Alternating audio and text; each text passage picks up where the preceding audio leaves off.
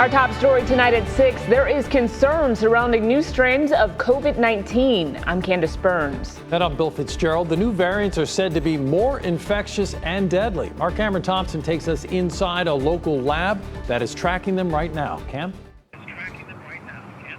Yeah, and Bill, the state's health commissioner says that right now Virginia is in a race against these variants as they work to vaccinate people and reach herd immunity. And to figure out how much of a foothold that all of these variants have in Virginia is tasked to the people here at the Department of Consolidated Laboratory Services.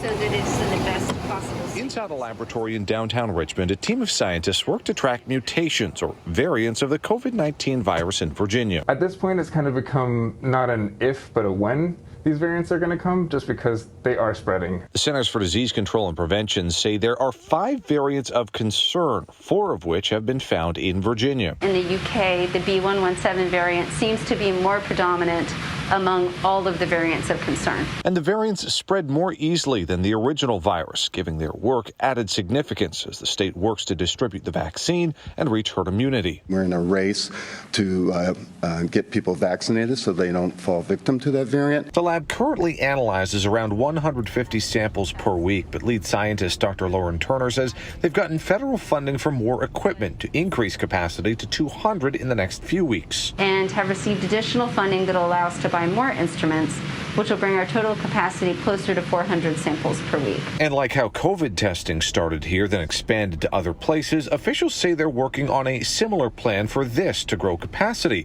So at the moment, with the capacity they do have, Turner says they're focused on specific scenarios like outbreaks or people getting COVID for a second time and what's called vaccine breakthrough. Infections in patients that have been vaccinated, either with the 1 dose for a single dose vaccine or 2 doses with a double dose vaccine. The findings are then passed on at both the federal and state level, with the latter using the information to help prioritize contact tracing and quarantining active cases. Those have real impacts downstream because with the variants that transmit a lot faster than the other ones, if there's a higher transmission, you want to be able to make sure that you're stopping those viruses from spreading.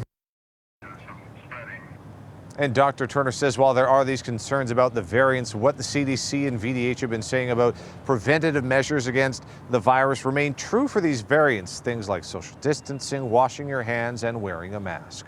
Working for you in Richmond, Cameron Thompson, CBS 6 News. Thanks, Cam.